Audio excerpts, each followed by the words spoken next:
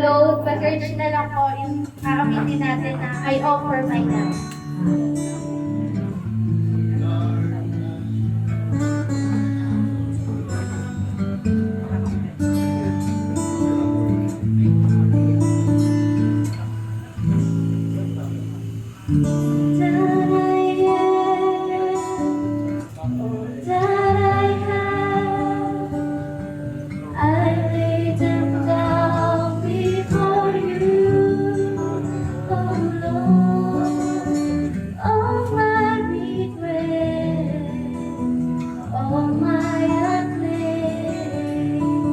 Joy and blessing, I make it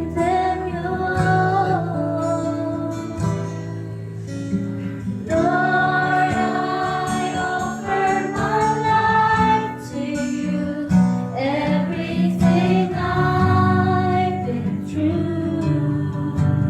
Use it for your glory, Lord, I offer my days to you, lifting my praise to you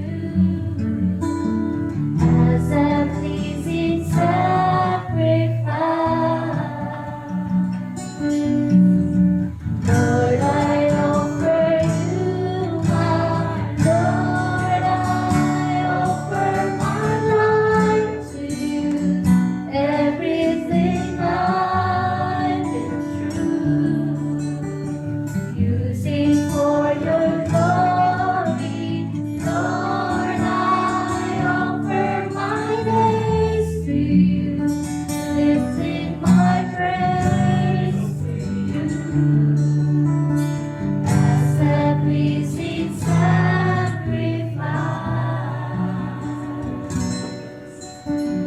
Lord, I offer you my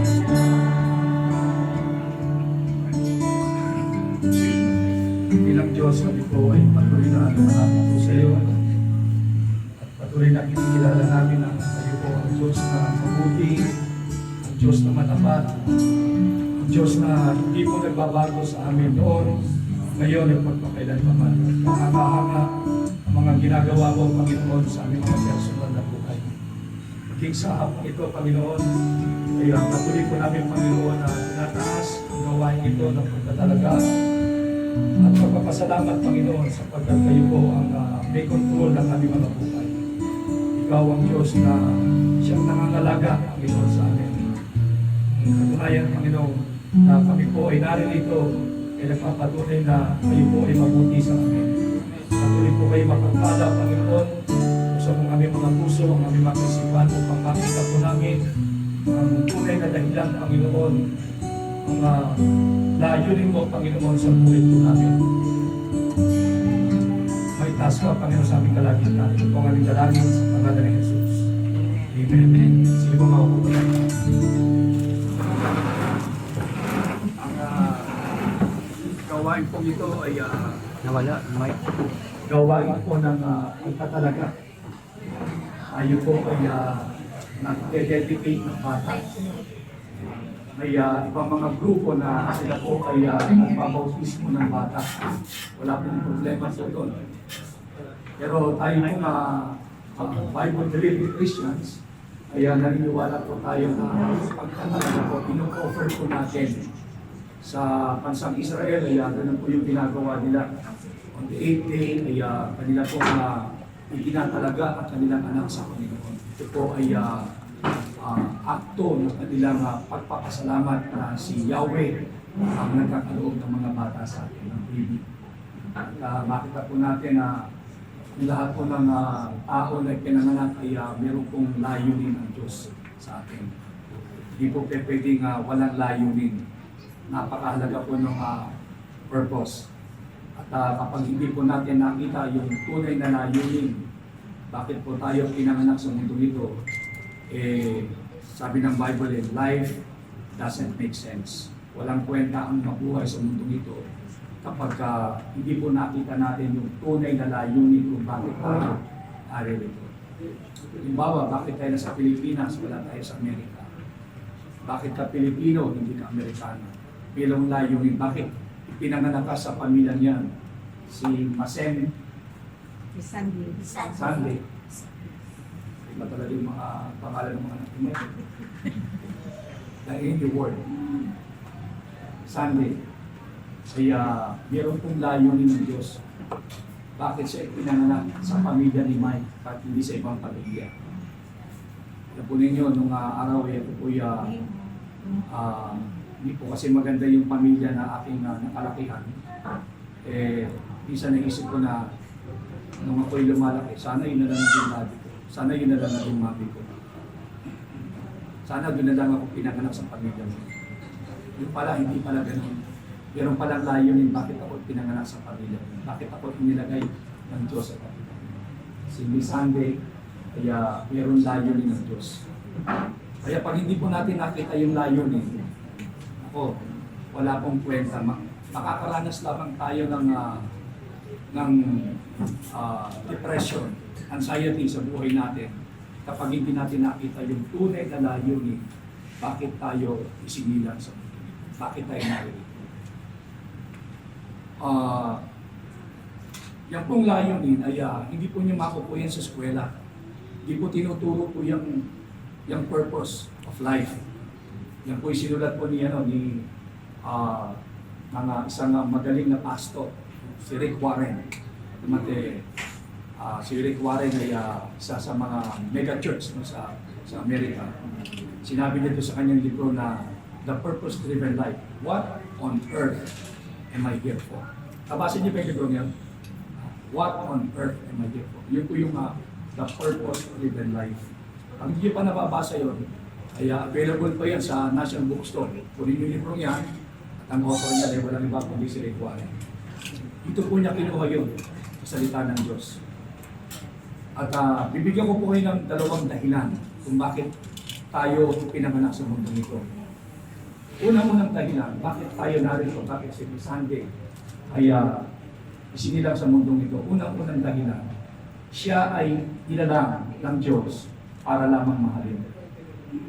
Tinamay katabi mo, nilalang yan para mahalin. Kaya huwag mo sasaktan yan. Hindi yan nilalang para saktan.